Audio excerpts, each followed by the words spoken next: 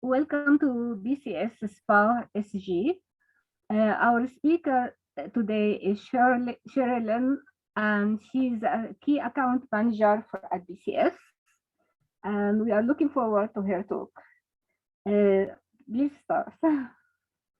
Thank you very much, Sahir. Good evening, everybody, and thank you for inviting me this evening. I'm a BCS Key Account Manager, so my role is to support organisations, but also to help members develop their skills and capability and get the most from their BCS membership. So I'm looking forward to talking to you this evening about the benefits of BCS membership, and also to give you a demonstration of the SOFIA Plus tool. Please feel free to ask any questions. I will stop at certain points to check if there are any questions, and if Sahir or Imu could be kind enough to let me know from that perspective, that would be great. I'm just going to come off camera now to save the bandwidth, and we'll come back on camera towards the end of the presentation. But as I say, thank you very much for inviting me this evening. Sorry, I'm just trying to come off. Right, so many of you, I believe, are already members that are attending this evening, but just as a, obviously a reminder around the fact that BCS has got a Royal Charter. So our aim is to promote the advancement of education and the practice of computing. And that is from securing roles of computing in schools. So we changed the curriculum from ICT to computing about 5 years ago, but also introducing recognised standards across the digital NHS. So we've been involved in creating the Federation for Informatic Professionals standards, which you'll see on one of the slides in a moment, to recognise NHS professionals so that they can help promote professional standards within their organisations. Everything we do is built on our 5 strategic pillars, and that's to help us raise standards and also realise the greater potential in the technology industry. So we look to support careers, we look to share our experiences, exactly what you're doing in your specialist group, improve education, influence, as well as driving up standards. So we work closely with academia. So we, for example, obviously accredit qualifications. We're trusted by government to contribute to crucial policy making activity. But we're also, as you'll be aware, for those that are members, that we're a leading digital and IT qualification body, as well as offering a wide range of professional and end user qualifications. And we're also a leading endpoint assessor for digital apprenticeships. So what I'm going to do today is tell you more about how we can support you as members, and for those that you aren't members, hopefully encourage you to join us and our community. So our membership community is around 60,000 members, and you can see from this slide that they've joined from various interactions with BCS. So that could be taking a professional certification, it could be through a digital skills qualification or our higher education qualifications, or through our computing at schools academy, apprenticeships, as well as we have reciprocal agreements with other international bodies such as the Australian Computer Society and the New Zealand Computer Society. Or it may be through hearing about us through one of the events that we run through branches, specialist groups like yourselves, and also some of the main BCS events. Members can come from 2 ways. They can either join themselves as an individual, or 22% of our members actually come from our organisational membership. And I'll tell you a little bit about that in a moment. So what I want to do today is talk about how membership can help support your career, give you access to our community, and you're already part of that, which is fantastic, but also help grow your knowledge and help you gain one of the industry recognised standards.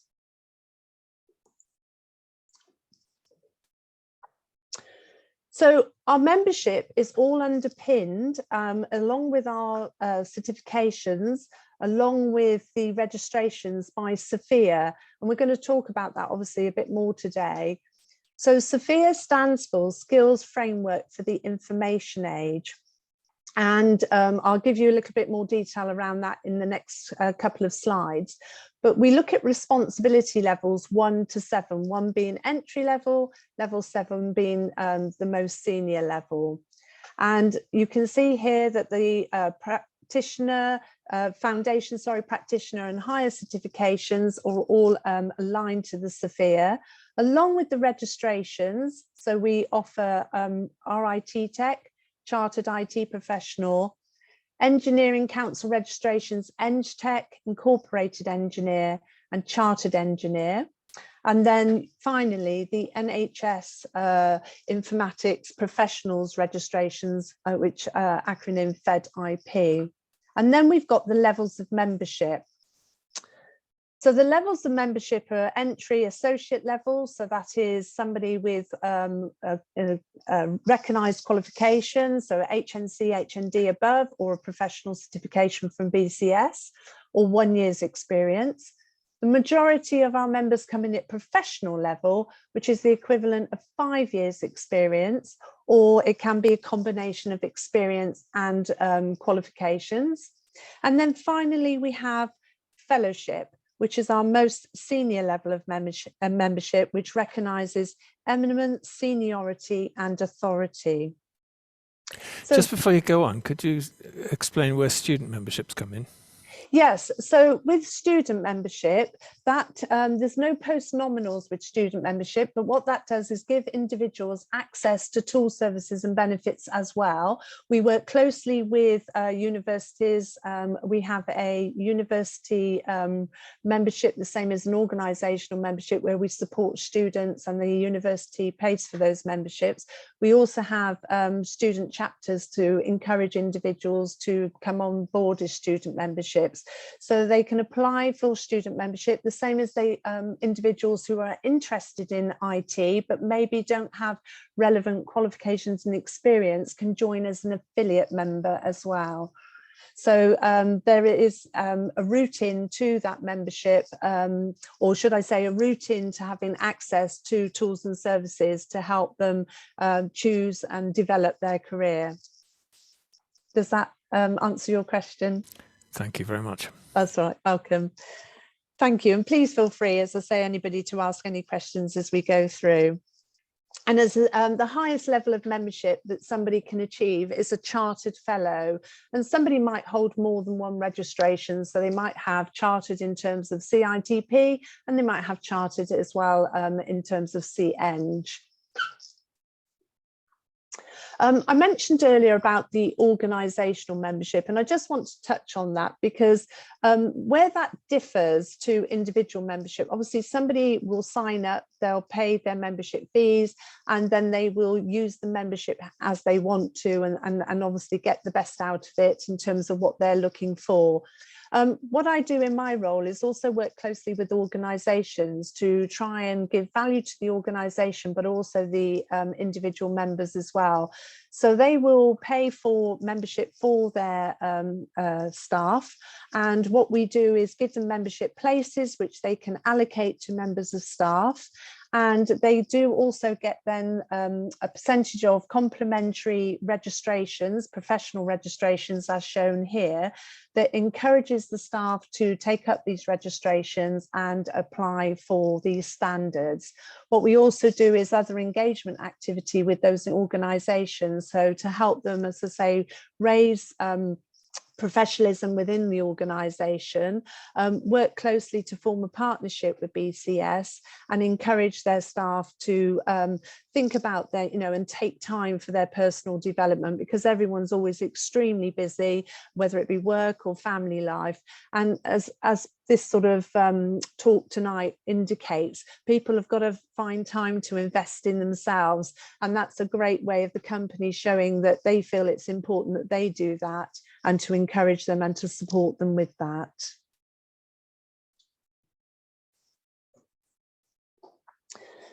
So what's SOFIA? what does it stand for? It stands for Skills Framework for the Information Age. It's basically a globally recognized skills and capability framework. It was first published in 2000, created by a consortium of organizations, and we were one of the founder members and were involved in that initial creation. It's refreshed every 3 years. It's looking at, it's a skills and capability framework that's basically helps individual manage skills and competencies, and it's based and aimed at individuals working in information and communications, software engineering and digital transformation. It gets updated every 3 years, and we've back in, I think it was end of September, October this year, we're now on version 8. It's used globally in a number of countries across the, obviously the world, and it is a non-for-profit foundation, and we still have 2 of our directors that sit on the SOFIA Foundation board today, so we still work very closely with them. What BCS has done with the SOFIA framework is that we took it one stage further. And this you can find in My BCS, the members secure area, under Manage Your Career. And it is basically created into a 3D tool. And what it does is brings each of the skills and competency areas alive by actually providing more information around each of those areas in terms of work activities, technical and behavioural skills, training activities, and a lot more than that. So what I'd like to do now is I'm kind of going to, hopefully, if all goes well, going to come out of the presentation, and I'm going to go into the tool, into the members secure area, and I'm going to show you how that works. I guess that says here 102 skills. That would be version 7. Yes, sorry, it is. I did update the other one. It's 121. Apologies, I spotted that. Well spotted him. Yes, it is. 121 skills now.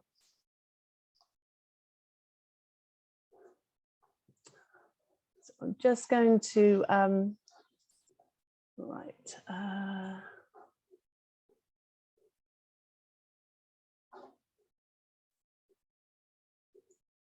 Sorry, I'm just trying to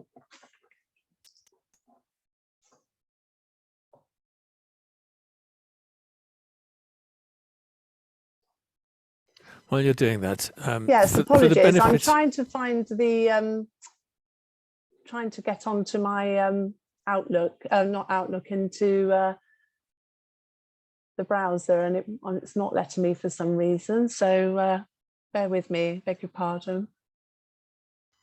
You may have to stop the PowerPoint presentation. Okay, I'll do that.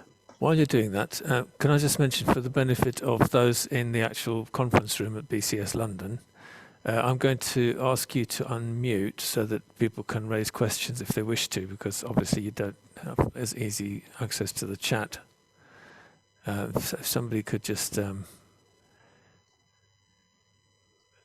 acknowledge that request to unmute, but then also please keep quiet whilst Shirley is talking. Right, I'm in there now, so thank you. I'll try that now and see if we can. Right, okay. Hopefully this should appear.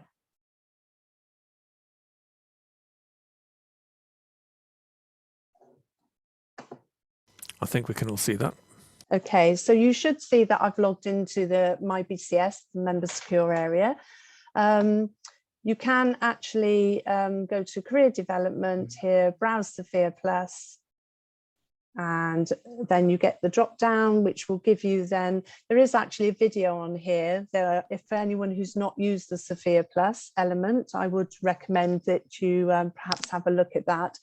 But it is, the tool itself is very self-explanatory. We use this also with organisations. We support them with job role profiling. So they take their job descriptions and they map it against SOFIA. We use other competency frameworks as well, but this we find is very widely used in terms of supporting organizations identifying skills and capability, but also individuals helping them take and manage their careers. So what you're able to do with this is you can see on the left hand side you've got categories, then you've got all the skills, you've actually got codes as well, and then you've got levels of responsibility. So you notice straight away that some of the skills don't start at the early levels, so levels 1, 2, possibly even 3, and some of them don't go up to the higher levels, which you would expect with some of the skill descriptors. So what I will do now is just... Sorry for late. I was we was having a hybrid event in BCS London, and I need to assist with that one as well. So yeah, Sherilyn is actually giving her presentation at the moment, so do please. Yeah, and I'm gonna keep silent. Thank you. I'm gonna make presenter the speaker Alex. So now he's presenter, so he can share his screen with the slides. Oh, sorry, sorry, apologize. This is a different meeting. Okay, is it all right for me to go ahead? Yeah, I can see she tried to share the slides. Sherilyn is speaking. Could you please keep quiet? Thank you. Thank you very much. So what I will do, I'm just going down some of the, you can see, I'll go back up just to start again. In terms of some of the categories, you've got strategy and architecture, and then you've got some subcategories. And if I go slowly through those, hopefully you can see those. Then you've got change and transformation and some more subcategories. You've got development and implementation. Then you've got delivery and operation. And I'll go into a couple of these in a moment. People and skills. And again, people don't always expect this to be on there. But again, when we're creating job role profiles, you know, obviously, if you're managing people or you need other skills as well as the technical skills, they're all very important for looking at individuals holistically. Relationships and engagement as well, which includes stakeholder management and sales and marketing. So what I'll do now is I'll go up to one of the areas. I was going to go up to, let's have a look. If I go into Azure around software, so if I do something like around software design, would that be helpful to go into one of those areas? From my point of view, definitely. Okay, so what I'm going to do is I'm going to pick level 5. Okay, so if I pick level 5, and straight away you can see that first of all you get a level 5 description, and now that top description or paragraph is what's created by the SOFIA Foundation. So that's the description that they would say that you would need to comply with if you were wanting to say that you worked at that level. And one of the reasons I picked level 5 is because of the chartered statuses are assessed against SOFIA level 5. So our assessors use the descriptors at level 5 to benchmark people when they're reviewing their applications. And you can see there's a few sentences there telling you what somebody would be doing and what they would be expected to be demonstrating if they were working at that level. The plus element, which is only available through BCS, are the 6 tabs underneath. So if I click on the background first, you can see straight away the description has created 3 sections telling you what previous experience you might have, what prior knowledge and skills, and what educational background you might have. If I go to the work activity, again, you can see immediately you've got a lot more information around what you would be expected to be doing if you were working at that level. The titles on the left break it down a lot further, give you a description, and you'll notice at the bottom, design standards and policy, it's even noted that that would be optional. I'll give you a couple of minutes just to have a look at that.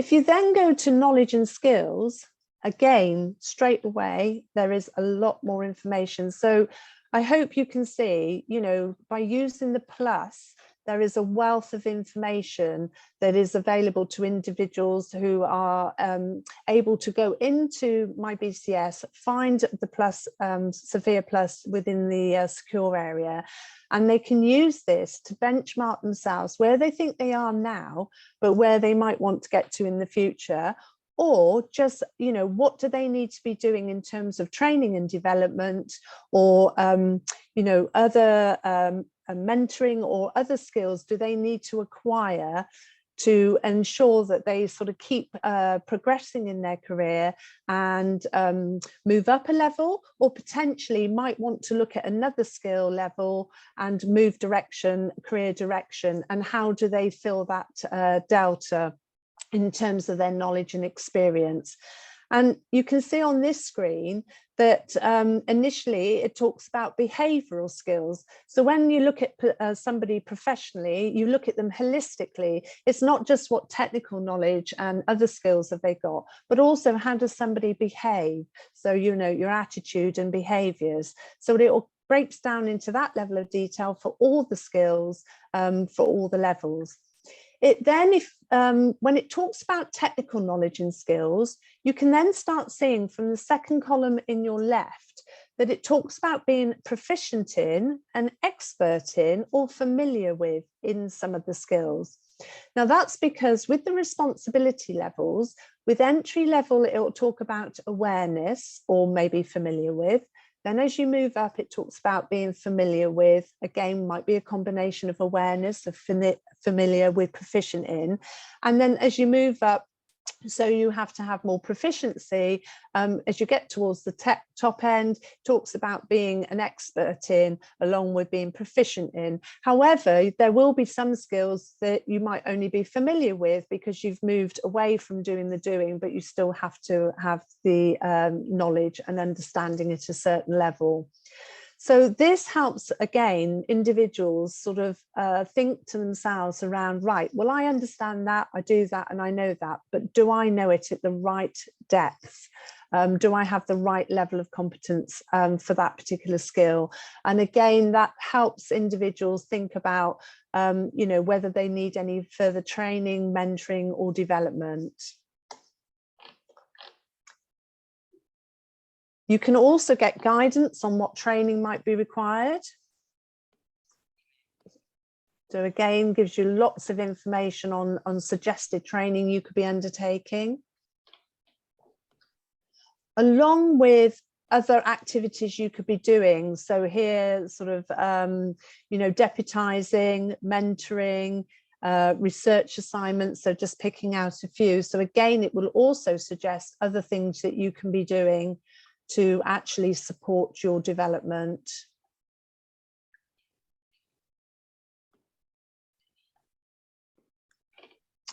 And if I go across as well here to the final tab, it will also indicate recommended qualifications that you might want to hold, including Chartered IT professional status from us as well. So is there any questions? Can I go to a lower level on that to show you the difference, or can I go to another part of the SOFIA framework to show you? So everything depends on self-assessment. In this particular case, it is self-assessment. So this is you just using the tool to sort of see where you feel you sit, and then looking at the information and then making your, as you rightly say, your own personal self-assessment. We do also work, part of the work we do with organisations using a benchmarking tool called Role Model Plus that we use. Individuals can self-assess themselves themselves, and then what they do is they have a conversation with their manager, and then that gets locked in, that self-assessment, once they've had that conversation and their development needs have been agreed, and then that creates their development plans. But this is a great way as a member to be able to start those conversations, you know, with your employer in terms of, you know, what your aspirations are, or what development that you would like to have. Yeah, I'd be interested in when you've got this wealth of additional suggestions like knowledge and skills, training, personal development. What's it? PDAs? What's that mean? Yeah, personal development activities. I think it's to encourage you to take, to take the initiative and do some of these things exactly outside of the work environment. Yes, it's a lot of useful stuff, but how many people have actually validated that in practice? I can't obviously personally answer that. I know when we work with organizations and in terms of working closely with them, and they do their benchmarking and then do their development plans, those development plans are actually activated in Role Model Plus, the system. So our managers then sign those off as well. So there is more visibility of that. I think, you know, with something like this, again, the same as the membership, it's up to the individuals how they want to use it and what sort of value they want to get from it. Some people might look at it purely to get an understanding where they fit in against the rest of industry. Some people might want to use it from a personal perspective because they want to make sure that they sort of drive their career and their development to get to that next level, and others may just use it because they want to, as I say, they're thinking about having a change of direction in their career and they want to see what's needed next and how they actually backfill. So I think, you know, for each, it would vary for each person. So these are more suggestions than kind of requirements in order to absolutely. This is a member benefit. It's available for any member to go in and do what I've done today and have a look. And I know, you know, some of my colleagues have actually used it because they've got aspirations to do certain things, and so they've looked at, you know, well, what do I need to get to that point, and they've used this as a way of having that guidance. And then what they've done is either them looked for mentoring support or looked at other ways where they can sort of backfill those gaps in their knowledge and experience. And that's what I think this is doing. It's informing people what industry says that you're likely to have if you're working at a certain level. Now, I work with a lot of different size organisations, very small, very large organisations. And one of the things that Sophia looks at is autonomy, complexity, influence, and business skills. And some organisations, people don't necessarily get a lot of autonomy, for example. So it sort of, I feel it empowers individuals to sort of look at this, and if they feel that they're not getting sufficient exposure to help them develop, then it helps them inform those conversations with their manager, whether it be their one-to-ones, career planning, or even, you know, the appraisal side of it. So this is about, you know, empowering people with information. What they then decide to do with that information, I think, again, is a very personal thing. But we try and obviously, as I say, work with organizations to help them be aware of this, as well as individual, you know, obviously individual members to get the use out of it and the value out of it. Thanks very much. Okay, is there any other questions on this part before I move on to the other parts of the presentation?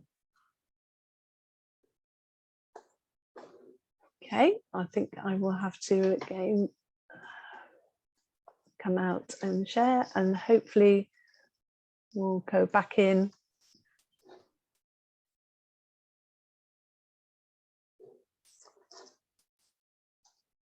Are you now seeing the presentation back again? Yes, indeed. Excellent. That was a bit smoother than the first time around, so that's good news. Right, okay. So it leads me on to professional standards, because, as I say, we certainly in my role very much encourage individuals to think about going for a professional standard. And this is a great way to benchmark yourself against the rest of industry, but also holding a standard gives you independent endorsement of your skills and competence. We all know that, you know, if somebody says they're chartered, you don't need to know what they do. It's got that credibility around that title, and there is an understanding that, you know, they've been externally validated and therefore have reached a certain level of competence, and so it gives that sort of assurance to anybody who's dealing with that individual. So, you know, if we think of chartered, obviously here chartered engineers, but chartered surveyors, chartered accountants, you know, and the list is endless. In the IT industry, you know, it's obviously a much younger industry, so it's taken people longer to think about having a registration. But again, I've been with BCS a long time and working with organisations. I think, you know, there is a shift in sort of their thought in terms of the fact that it's great for individuals to get that recognition. It raises the profile of the individual within their department, but also it raises the profile of the departments to the rest of the organisation as well, because there's such responsibilities that goes with you know, digital and technology roles, that there can be such financial implications as well as reputational implications if things go wrong. And I think, you know, people holding standards is something to be celebrated, and that's something that the organisations can celebrate as well. So as I mentioned earlier, standards are around looking at people holistically. So they look at attitudes and behaviours, as well as people's sort of knowledge and depth of competence or knowledge in their area of specialism. We have the BCS standards, so that means we're the regulatory and the licensing body and awarding body for chartered CITP and chartered IT professional status, as well as registered IT technician or RIT tech. We're also licensed by the Engineering Council to award chartered engineer, incorporated engineer and engineering technician. Now, BCS does run workshops. They're not on a lot of on a regular basis, but I know anybody can get support and mentoring if they want any help with their application. And there's a lot of guidance about these registrations on the website.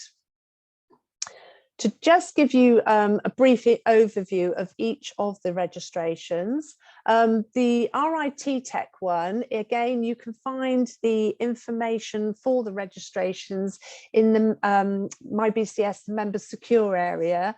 And what you do is that you go into Raise Your IT Profile, and then you download the information. Well, you click, follow the links then to the registration that you're most interested in. In the case of RIT Tech, it's a downloadable application form. We're looking for you to demonstrate how you meet SOFIA level 3. And again, when I'm running workshops with my organisational members, we advise them to go to the SOFIA Plus area, because if they go to the right areas and the right levels in the SOFIA Plus framework, they will get told what skills that they're expected to have and what tasks and responsibilities that they will be undertaking. So it makes it very easy for them to then evidence that they're meeting that level or above. And it's looking at communication as well as technical and non-technical skills. And we always recommend people use, as it says here, the STAR method, so that the information that's provided for the assessors to review is concise. You can opt to go onto a public register. So as well as the post nominals for membership, you can get the standards post nominals, in this case, RIT Tech. And the difference between qualifications and standards is that they're revalidated. So again, as professionals, you will be doing continual professional development. It's part of you, you know, growing as a professional, but also staying ahead of the game in terms of everything else. But quite often people don't have to demonstrate that they do CPD.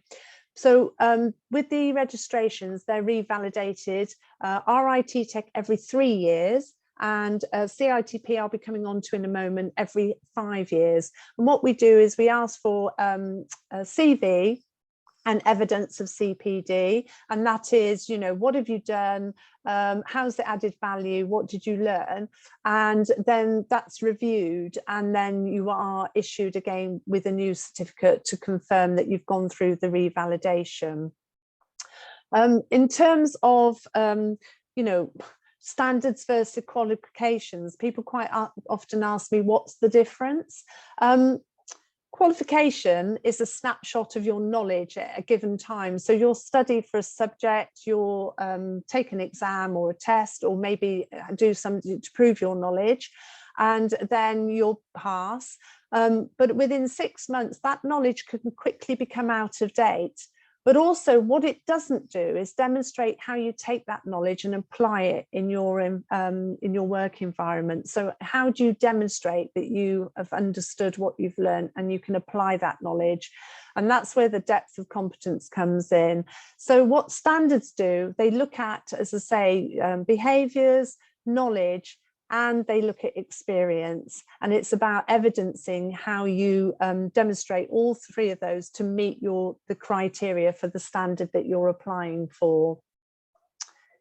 If I now move on to chartered status, this is at level 5. As you would expect for chartered, this is a little bit more involved. So with RIT Tech, you'll submit your CV and evidence statements. Those are reviewed by BCS, and within 10 working days, they look to give an outcome, and then you can opt to go on the register. With chartered IT professional status, what we're looking at is written evidence up front. So again, downloadable form, CV, experience statement, and that's 11,000 characters. So I emphasize the word characters because I have had people contact me saying, oh, I've tried to put 11,000 words in and it's not worked. So it is characters, so it's not a lot. So what we look for is how you demonstrate you meet the breadth of knowledge. So that's sort of tools and methods that it might use. It might be social, ethical responsibility. And then we look at the autonomy, complexity, influence, and business skills. And I'll show you what level 5 looks like on the next slide as to how you meet the criteria.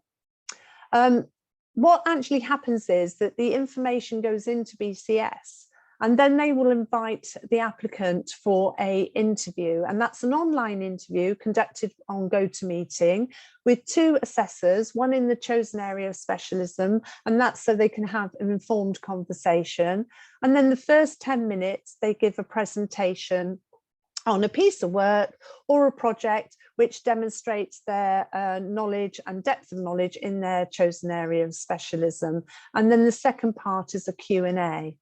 And again, individuals can opt to go on a public register. They have the postnominals CITP after their membership postnominals, and they get a certificate of current competence as well. So that is valid for 5 years. So what we're doing again is checking really at the end of that period that people are still working at that level or above, and they still are undertaking CPD as would be expected of somebody at that level.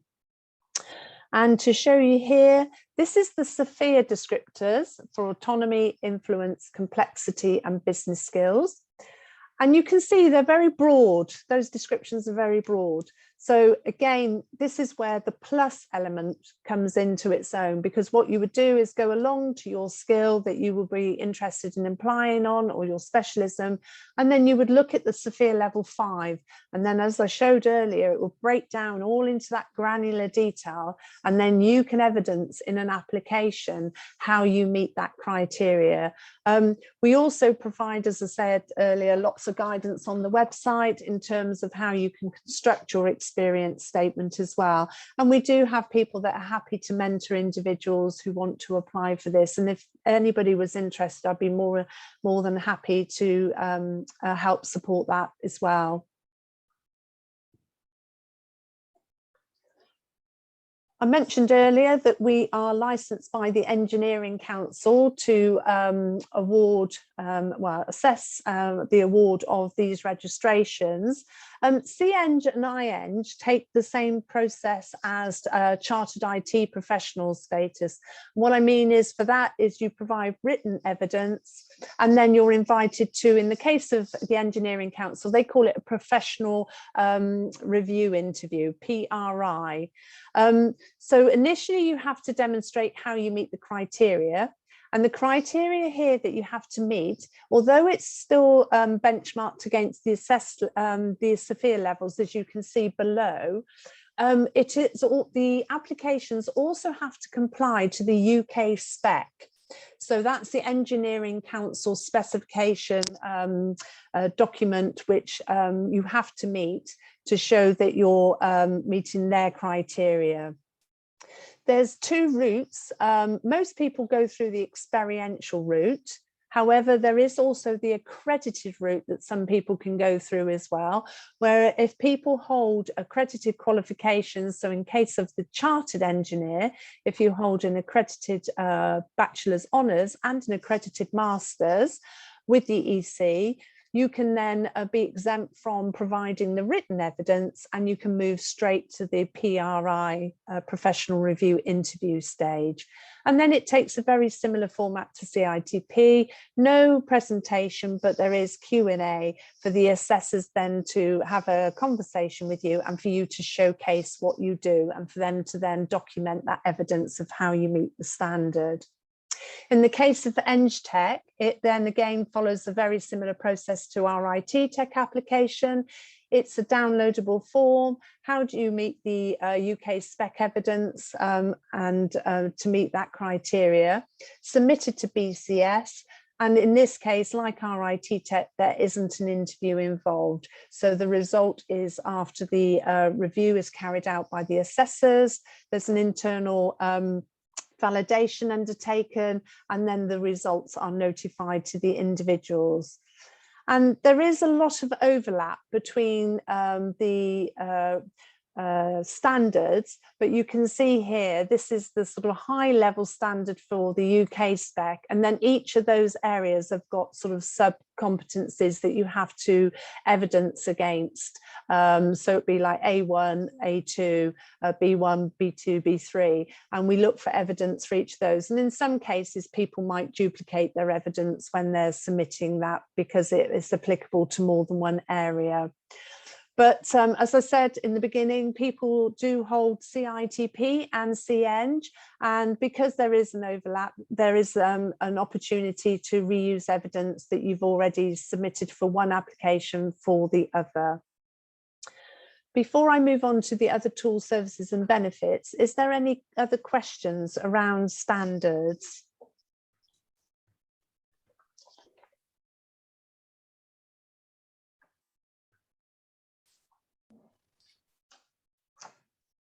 No? Okay, thank you.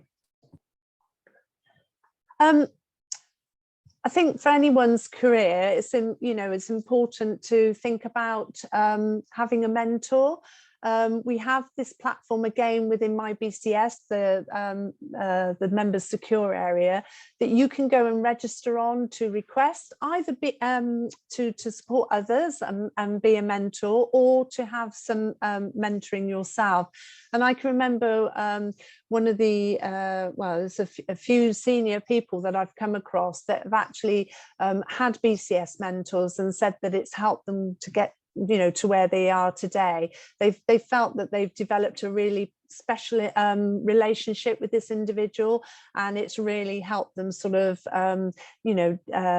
map out, for the want of a better word, their sort of pathway or their professional journey. So again, you can, in the career development part of the drop down and select this to get to it. And then what you do, you basically decide whether you want to submit a mentoring or a mentee profile. And then it works by individuals will pick that up. So if you were looking for a mentor and I was a mentor, I would come across that your profile, and then I would decide that we would be a good match, and I sort of obviously put myself forward to be your mentor, and then you have a choice whether to accept that or not, or to look for other support. But again, you know, the idea being is that, you know, you can have mentoring within your own organization, but sometimes it's good to find that support outside and get that from somebody else who perhaps doesn't work closely with you. Hi, there was one question from Elon. Hi, can you explain again that the accredited course route? Oh, what, for the chartered engineering information? So there's two routes to registration with CITP and with all the standards. Education, knowledge, training will add value. Let me first state that it's important that if anyone's got any training, education, it will all add value. And you get, obviously you can put that in your CV, but you can also add that to your statement. With the Engineering Council registrations, they specify two routes. They specify the accredited route, and again, you will be able to find on the BCS, and if anybody wants it and can't find it, then again, please feel free to get in touch. There is an accreditation checker, so you can go in, you can put your qualification in, the dates that you've taken the qualifications and where you've taken the qualifications, and they will then identify whether it's been accredited. Also on the EC website, there's also a link to be able to check for accreditation. If your qualifications are accredited for the registration that you're interested in, you then don't have to submit written evidence, because what you do is on the application form, you give your qualification details, and that then will be reviewed, and then because they are accredited and therefore the knowledge has been deemed to meet the standard, you go straight forward for then a professional review interview. For those that don't have accredited qualifications, which is a lot of people, they go through what's called the experiential route. So they provide evidence of knowledge and training and qualifications, and then that is reviewed by our BCS assessors to make sure it meets the knowledge requirement for the registrations as laid down by the EC.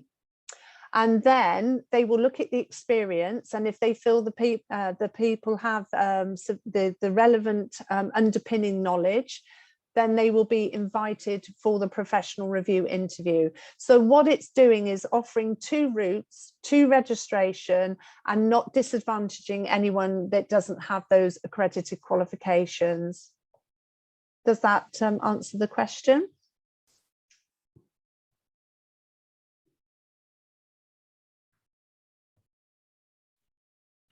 There's no comment. I don't know. No, I think so. Yes, thank you. Okay, thank you very much.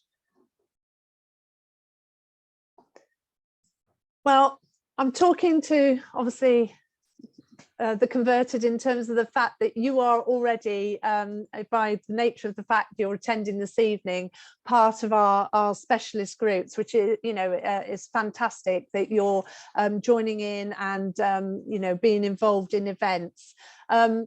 What I wanted to really sort of show here as well, especially for people who may not be members, is that we do have within my BCS an events calendar, and obviously we look to, with the support of volunteers such as yourselves, to run branches, specialist groups, and you know, we try and provide a packed and varied calendar for people to get involved. And I actually did sort of get in touch within BCS in the last sort of week, because I knew I was doing this presentation. And again, you know, without our members, we couldn't do the work that we do. You know, your feedback, your input, your knowledge is valuable. So, for example, you know, around COP26 and the Climate Change Summit, you know, BCS surveyed its members on tech-related actions, and obviously then wanted to feed that back in. We were also sort of, again, a quote from our Dr. Bill Mitchell, who is our Director of Policy, around the National AI strategy as well, and saying about strategy emphasises a 10-year plan to promote ethical principles in AI, one of BCS's key policy asks. And then we've obviously published reports on that as well. Again, we've spoken to and working with the chair of the law specialist group around human review of AI decisions. Again, talking to a chair of BCS software testing specialist group, Leon Smith, around Facebook outage. Working alongside BCS's animation and games development specialist group. So, you know, the specialist groups and branches are fundamental to what we do. You know, it's fantastic. We have members getting involved and sharing their knowledge, networking, and helping us drive forward you know, policy and, you know, all our discussions, as I say, with academia, government and industry. So, you know, the culmination of those, as it's got here, is the UK IT Awards, where hopefully we see people participating and getting recognition for the great work that they're doing. We've just had the awards ceremony last week. Again, we have entries normally open in March time, but I actively encourage the companies that I work with to, you know, recognise individuals, recognise the great work projects and things like that as well, and teams at these awards, because it's really nice to, as I say, celebrate the great things that are happening in our industry. We have two more questions. I attended CITP over 8 years ago. Yes. And the correspondent says MBCS CITP to me, but do I need to revalidate this as it was over 5 years ago? Very good question. So yeah, if anybody who's taken CITP pre-2009 will have chartered status, but at that point we didn't do the certificate of current competence, which we call a COCC. That was introduced in 2009 at the request of industry. We surveyed different industries, and they said it would be really useful and probably would have more value if there was a demonstration that people were revalidating. So that was introduced. Now, if you've attained your CITP since 2009, you should be revalidating on your certificate. There will be an expiry date. If you haven't been contacted before that expiry date, then please get in touch with BCS and the service delivery team. So it'd be processing at bcs.uk. If you can't remember that, then please get in touch with me and I'm happy to look into that further. It may, for some reason, you may slip through the net, and obviously we don't want that to happen, and for your registration to become out of date. The revalidation, as I say, is very straightforward: updated CV and evidence of CPD. So I'm happy to take you know, that query. If I've put my email address at the end, if that person wants to contact me. Another question: how does the BCS AI Foundation pathway fits in with this? Sorry, I didn't quite catch that. How does the BCS AI Foundation pathway fit in with this?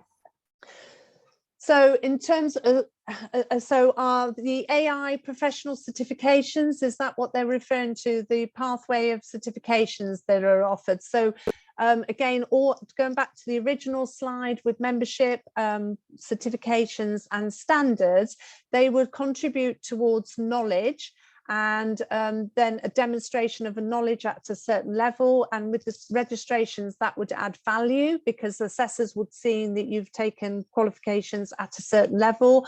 And then what you would be required to do is demonstrate how then that you apply that knowledge in your working environment. So the depth of knowledge and that application of knowledge. Another question related to that, say, if I have a degree in AI, Yes. would the AI pathway certificate still be beneficial? So if they have an AI degree, if it's accredited, then that would exempt them from providing that breadth of knowledge part for the CITP, and then they would just have to provide evidence of, again, application of depth of knowledge, so the experience side of it. And again, they can check if their AI qualification is accredited by using qualification checker. Thank you. Hello, can I ask a question from the BCS office? Can you hear Yes, me? certainly. Yes, I can. You mentioned about the fact that the SOFIA is allowing to sort of standardise or organise sort of experience and competencies. Yeah. I've got two questions really. One is to ask whether these BCS, these organisations that you say are a route for many BCS members to join the BCS. Mm-hmm. Those organisations sort of signed up to say that they embrace, recognise or support that approach to employee development and, I suppose, assessment. And my second question, which is slightly related to that, is that as a recent student of studying job sites, job adverts and job descriptions, Mm-hmm. no reference whatsoever in the IT jobs whose details are forwarded to me by those sites, no reference whatsoever to SOFIA at all, no mention of it, or even anything that sort of implies that there is that sort of detail behind the way they define jobs. Yeah, very good points you've raised, and thank you. And I will try and answer them, both of them, to the best of my ability. So taking the first one, there's two ways in which we work with organisations. One, through the organisational membership. So like I mentioned earlier, in terms, I think it was to Imu's question around how individuals might use the framework, that will vary because they're using it as individual members. So again, what organisations are doing is they're saying, we want to support individuals' development. We want to give them access to their professional body. We want to encourage them, not mandatory, encourage them to take standards. And in some cases, some of the companies will even offer small recognition awards for individuals to encourage them to do this. I don't work with any that make it mandatory. All the people I work with, it's very much around, we want to give you these tools and resources to help you to take personal responsibility for your career, so you can make informed decisions and then talk to us about, you know, what you might want to do next. But the other thing is about, as I say, signing up to a code of conduct, abiding by the ethics, and being part of the larger community, being part of you know, as I say, the professional body. So they see that as being very important, and that can quite often come from results of surveys, internal surveys they've had, or it might be that they are really sort of looking at how they can further invest in their teams. The other side of what I do is around using SOFIA Plus around skills and capability, and that's where we use our Role Model Plus tool and platform, where it houses SOFIA Plus and other competency frameworks and behavioural frameworks. And that's where, again, it's looking at skills and capability within the organisation, because quite often people don't have a really good view of what that looks like. They might have an idea, but it's normally based on individuals' roles. So, you know, it might be, you know, my manager might believe what skills and capability I have based on my current role, but they won't necessarily know about my latent skills and capability. So one of the things we do, as I say, is to align job descriptions to the framework, so that again you get a common language, you get transparency, and you get something more aligned to industry, because over time roles and job descriptions can be changed. Different people can write them, so they can become out of sync. They can also not really cover the role in its entirety as it would be seen in industry, and can become quite insular in the way in which the role's been written, and therefore it can stunt individuals' development. So, you know, they might have a job title, but actually compared to that job title in another company, they might only be doing 2/3 of the role, which is then preventing them from developing further. So it creates that, as I say, transparency. The other side of it is that the companies, it's to encourage them to have that dialogue with those individuals and to have that framework, whether it be SOFIA Plus along with others. So we work with government organisations, and we've got DDAT in there, for example, the Digital Data and Technology framework, as well as their company values, to help individuals, as I said earlier, ascertain where they sit on that and where they might want to go next in the organisation. Now, the next point you've made is something that's very close to our heart within BCS. We would love nothing more than to see job roles and vacancies state, you know, not necessarily must have, but preferably have chartered status, and some companies do that. Some companies will refer to SOFIA, but it's you know, in all honesty, it is very far and few between, and that's why it's important talking to people like yourself today, because that has to be driven by industry itself, and obviously industry leaders. We try, and by working with organisations, encourage them to do that. And one of the things that's recently been released within BCS is the jobs board, because again, we recognise that it's very hard to find talent, and you know, in terms of recruitment costs are high. So again, for BCS members, there's the jobs board that people can set up their account. It's in the platform is part of Select Online Recruit, but we've got an area that BCS members can upload upload some vacancies and take those down.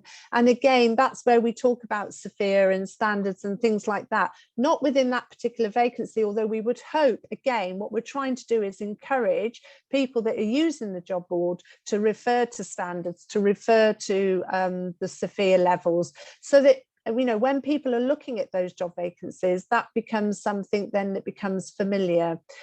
With some of the companies that I work with, when they're looking at promoting people, they'll talk in terms of looking at their skills and competencies.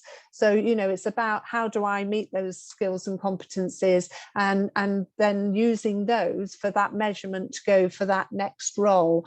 So I think, you know, we are a long way off. You know, that's fact. It's not mandatory to have a registration like it is in other across other professions. But I think, you know, again, it's like doing things like this, word of mouth, people going out, and also leaders, whether they had to have it, but also encouraging the younger professionals coming on board to see that it's important, because the industry is changing. And as I say, the risks of things happening is much higher, and the reputational damage, to encourage them to engage with their professional body and to engage with ongoing development, including that sort of recognition piece through the standards. Does that answer your question?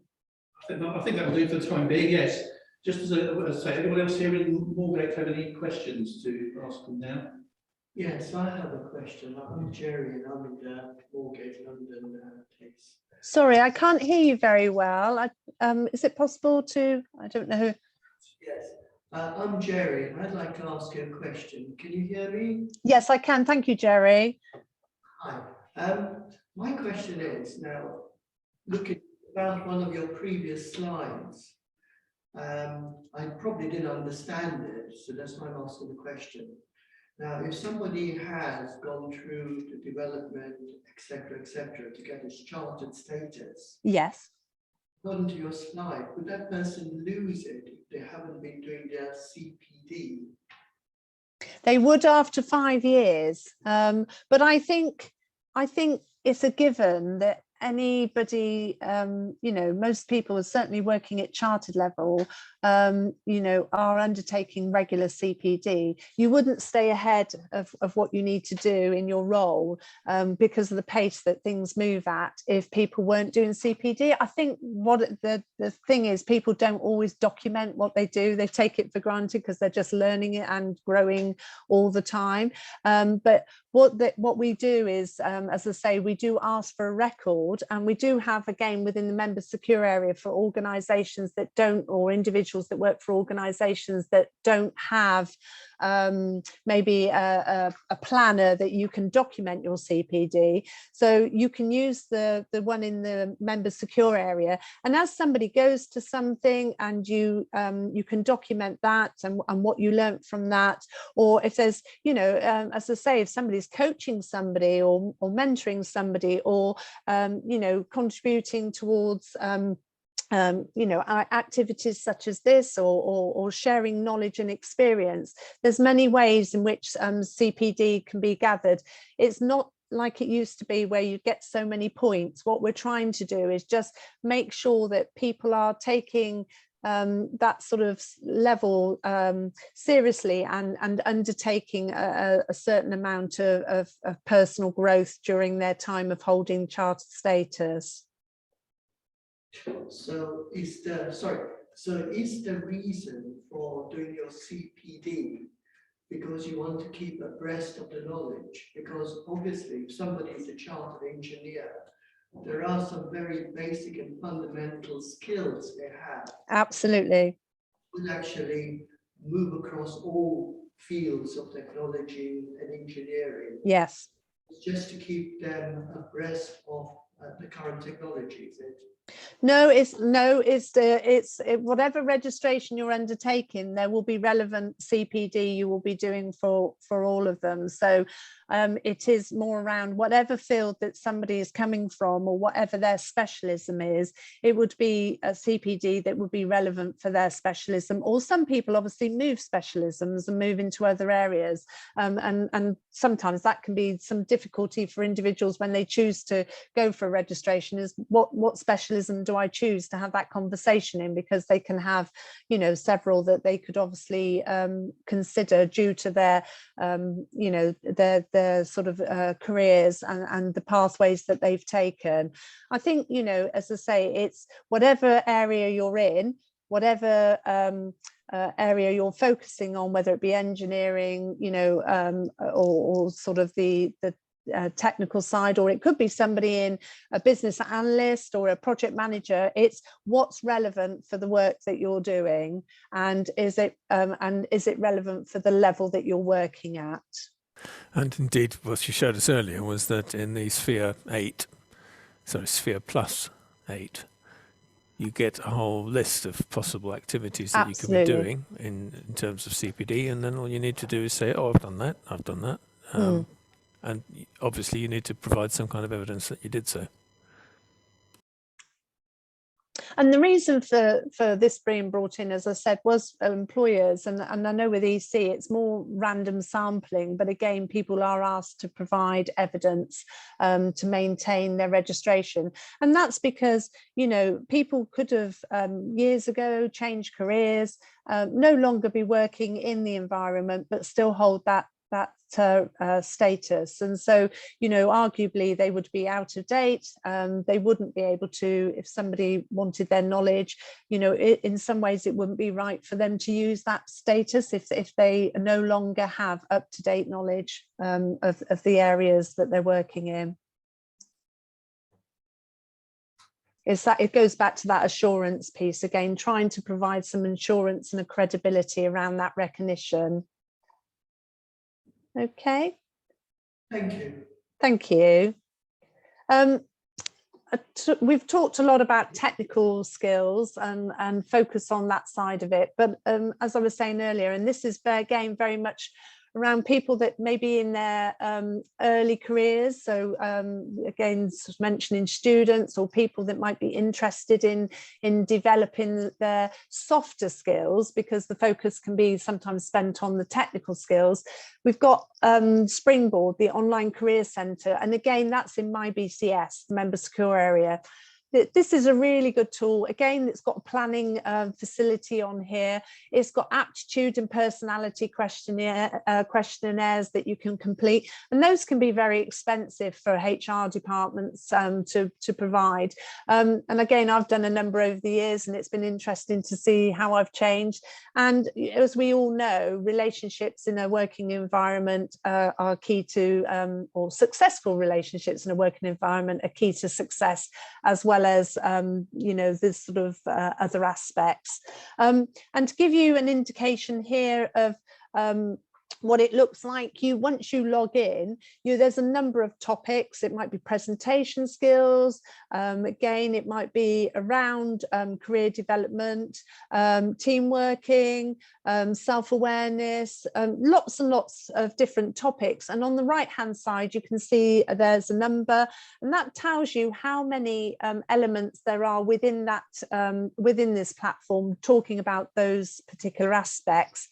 And they could be anything from a quick 5-minute read to listening to a video, up to some of them go into more detail to different sort of educational levels, although you won't get the formal certifications, but they'll give you more information. So one of my colleagues did the finance one, and it actually led them to go on. They were interested and went, and they've gone on to now decide to do AAT as a sort of supplementary, again, something for their personal development. And how they look when you go into them is like this. So you get under each of the topic areas, and you can scroll down, you'll get a number of options to select, which you can then just click into and look at at your leisure. So here showing negotiation and career direction is a couple of examples. And again, it's just a little bit more insight. And as I say, I feel this is particularly valuable for people that might be sort of earlier on in their career journey, and they want some more support around the development of their soft skills.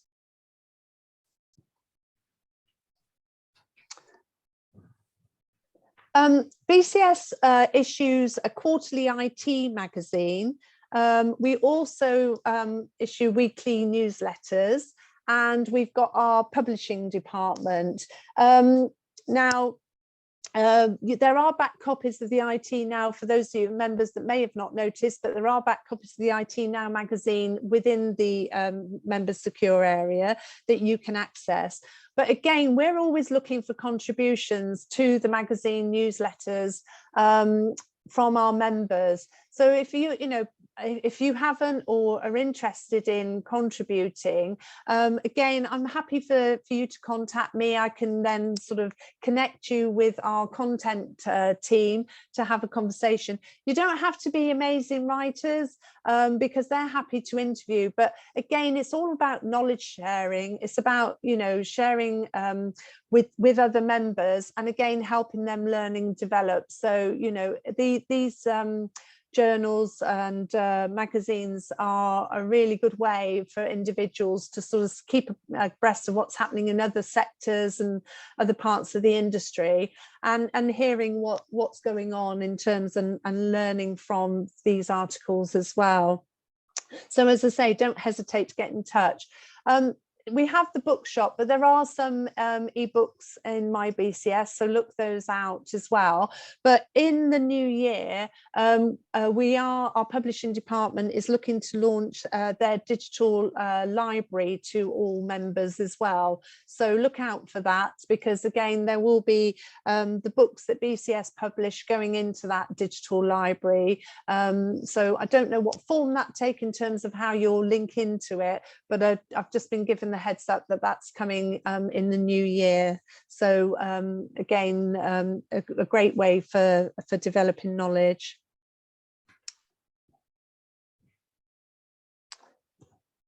Other membership benefits that you can take advantage of are shown here.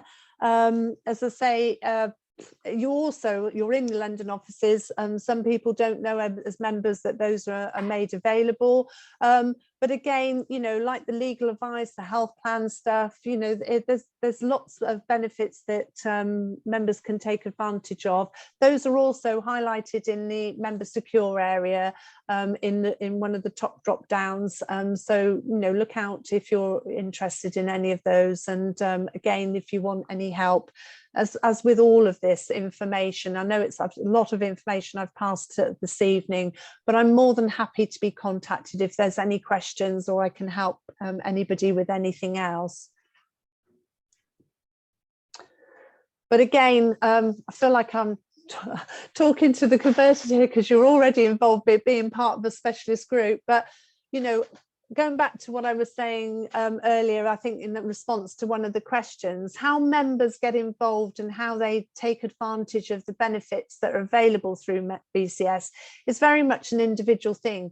It's almost like a gym membership. People can try and sign up to a gym, but actually, you know, do they go? Do they actually look at all the classes and get involved? Do they find out what else is getting on happening? Do they build any relationships and a network that they can then sort of expand, you know, their sort of network from beyond that gym? And it's the same with BCS. You know, what we want you to do is offer opportunities for people to network, to give back, and that's obviously you know, important because we need that support. If you take, for example, you know, becoming an assessor, we can't do the registrations without the support of our assessors who are volunteers.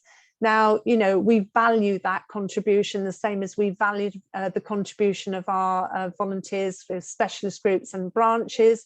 But our assessors will say that, you know, by doing that, they're sitting there listening to what's happening in other sectors, you know, because they're receiving information from applicants. So they will say that's valuable. They get so much knowledge and insight into what's happening that they can think about that and how, you know, they can then sort of approach their work and their projects and their roles in a different way. So it inspires them.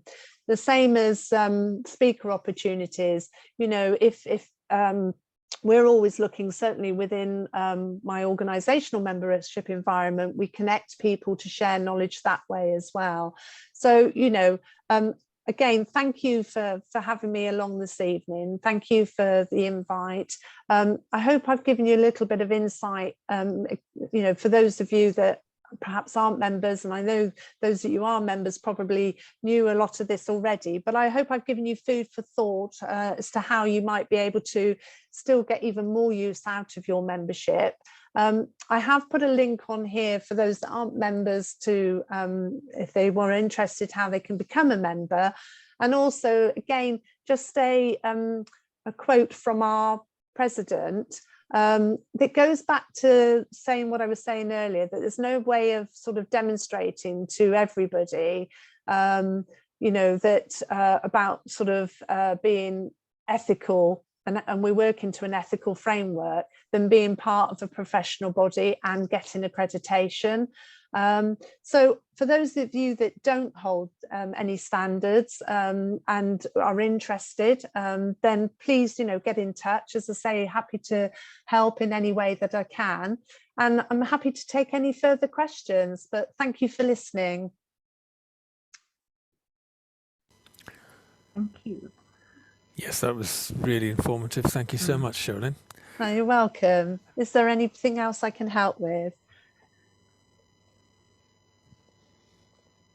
While you're thinking, I'd just like to draw your attention to the fact that this is the last meeting of this year, but we've already got a programme started for next year, and it begins on January the 5th with a session on example mapping, which is a recently promoted idea for exploring requirements with customers.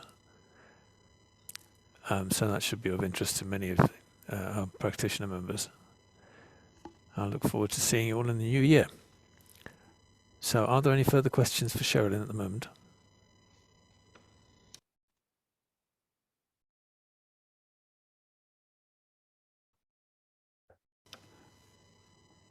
Well, if not, I'd like to thank Sophia for hosting.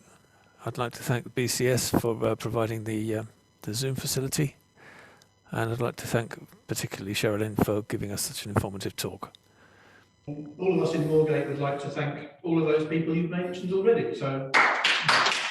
Thank you very much. Thank you all. And it has been a real pleasure to have a chance to talk to you. It's a shame I couldn't be with you in person, but as I say, thank you for all the great work that you're doing, and these events as well. It's really nice to have the opportunity to come along. So as I say, my email address is on there. Please feel free to get in touch anytime. If I can help you or point you in the right direction to anybody else within BCS, I'm more than happy to. All the very best, and hope to catch up with you again sometime in the future. Thank you. Thank you. Bye-bye. Bye.